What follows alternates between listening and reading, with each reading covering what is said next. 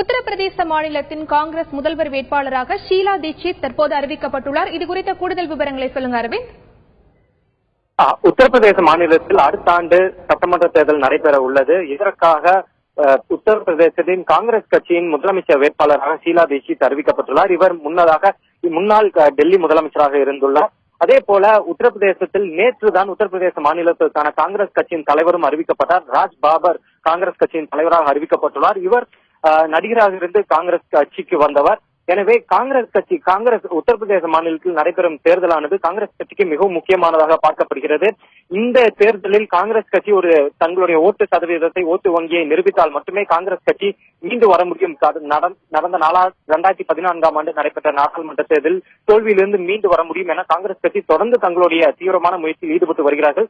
இதன் காரணமாக பிரசாந்த் கிஷோர், அதாவது தேர்தலுக்கான சிறப்பு வல்லுநராக பிரசாந்த் கிஷோரை உத்தரப்பிரதேச மாநிலத்தில் காங்கிரஸ் கட்சி ஜெயிப்பதற்காக அவரை முழு வீச்சில் பயன்படுத்தி வருகிறார்கள். அவர் தந்த ஒரு யோசனையில் தான் ஷீலா தீட்சித் முதலமைச்சர் வேட்பாளராக அங்கு அறிவிக்கப்பட்டுள்ளார்.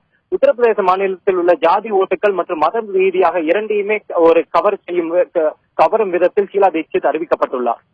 தற்போதைய நிலைமையில் உத்தரப்பிரதேசத்தில் சமாஜ்வாதி கட்சியை பொறுத்தவரை முலாயம் சிங் யாதவின் மகன் அகிலேஷ் யாதவும், பகுஜன் சமாஜ் கட்சியை பொறுத்தவரை மாயாவதியும், தற்போது காங்கிரஸ் கட்சியை பொறுத்தவரை ஷீலா தீட்சித்தும் அறிவிக்கப்பட்டுள்ளனர். இன்னும் பாஜக தங்களுடைய முதலமைச்சர் வேட்பாளரை அறிவித்துள்ளது. எனவே உத்தரப்பிரதேசத்தை பொறுத்தவரை 4 முனை போட்டி நடைபெறுவதற்கான வாய்ப்பும் உள்ளது. அரவிந்த், முதன்முறையாக காங்கிரஸ் வேட்பாளரை காங்கிரஸ் கட்சி அறிவித்துள்ளது. இதன் பின்னணியை பற்றி சொல்லுங்க. நான் முன்பே சொன்னது போல இந்த உத்தரப்பிரதேச மாநிலத்தில் காங்கிரஸ் கட்சி அனைத்தையுமே தேர்தல் வல்லுநரான பிரசாந்த் கிஷோரின் யோசனையின் அடிப்படையிலேயே ஒவ்வொன்றை முன்னெடுத்து வருகிறது. சமீபத்தில் சில நாட்களுக்கு முன்பாக உத்தரப்பிரதேசத்தில் பிரியங்கா காந்தியும் பிரச்சாரத்தில் ஈடுபடுவார், உத்தரப்பிரதேச மாநில தேர்தலை முன்வைத்து பிரியங்கா காந்தி அரசியலுக்கு வருவார் என்ற பேச்சும் அடிபட்டு வருகிறது. இந்நிலையில் உத்தரப்பிரதேசத்தில் ஒரு முதலமைச்சர் வேட்பாளரை முன்னிறுத்தினால் மட்டுமே அந்த கட்சியின் செயல்பாடு நல்லதாக இருக்கும், ஒரு நல்ல விதத்தில் நல்ல ஒரு ஓட்டு வங்கியை நிரூபிக்க முடியும் என்ற ஒரே காரணத்தினால் பிரசாந்த் கிஷோரின் ஒரே யோசனையின் அடிப்படையிலே ஷீலா தீட்சித்தை அவர்கள் முதலமைச்சர் வேட்பாளராக அறிவித்திருக்கிறார்கள். பிரசாந்த் கிஷோர் நேற்றே இதை சில ஊடகங்களுக்கு தெரிவித்தார். அவர் தரப்பிலிருந்து ஊடகங்களுக்கு இது வெளியாகி இருந்தது. எனவே இது ஒரு சிஎம் ஃபேஸை முன்வைத்தால் மட்டுமே உத்தரப்பிரதேசத்தில் மிகப்பெரிய மாநிலமான உத்தரப்பிரதேசத்தில் மக்களை கவர்ந்து ஓட்டுகளை வாங்க முடியும் என்ற ஒரே யோசனையில் ஷீலா தீட்சித்தை அறிவித்திருக்கிறார்கள்.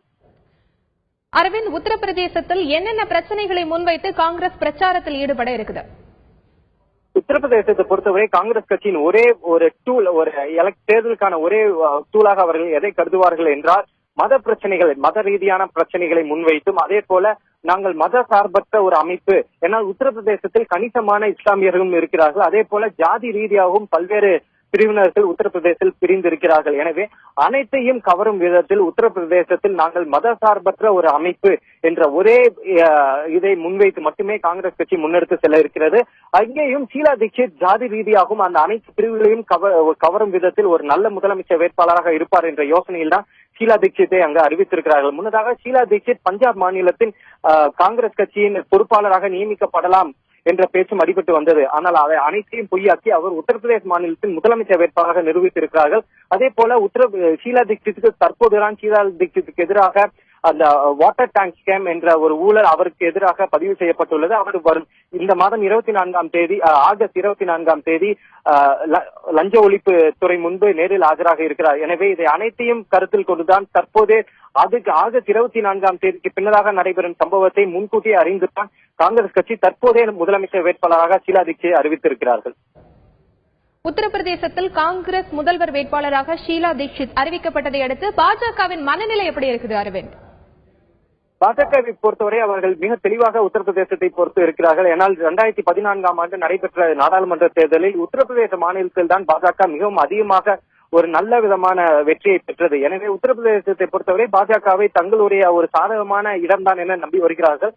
அதற்கேற்ற போல உத்தரப்பிரதேசத்தில் மகேஷ் சர்மா, ஸ்மிருதி இரானி, வருண் காந்தி, அதே போல ராஜ்நாத் சிங் என பல மூத்த தலைவர்களும் உத்தரப்பிரதேச மாநிலத்தில் இருந்துதான் பாஜகவுக்கு வந்துள்ளார்கள். எனவே உத்தரப்பிரதேசத்தை பொறுத்தவரை RSS முழுமையாக பயன்படுத்தி இது போன்ற முதலமைச்சர் வேட்பாளரை அவர்கள் அறிவிப்பதற்கான வாய்ப்பு இல்லை என்றுதான் தெரிகிறது. காரணம் என்றால் உத்தரப்பிரதேசத்தை பொறுத்தவரை 4 முதல் 5 தலைவர்கள், மிக பெரும் தலைவர்கள் பாஜகவுக்கு இருக்கிறார்கள். எனவே இந்த 5 தலைவர்களையும் ஒன்றாக இணைத்து தேர்தலை பாஜக என்ற ஒரே பெயரில் வளர்ச்சி மற்றும் ஒரு நல்ல ஆட்சி என்ற ஒரே பெயரில் பாஜக சந்திக்க இருப்பதற்கான அறிகுறிகள் தெரிகிறது. காங்கிரஸ் கட்சியை போன்று பாஜக ஒரு முதலமைச்சர் வேட்பாளரை அறிவிப்பதற்கான வாய்ப்பு இல்லை என்றுதான் தற்போதைய நிலையில் இங்குள்ள தகவல்கள் தெரிவிக்கின்றன.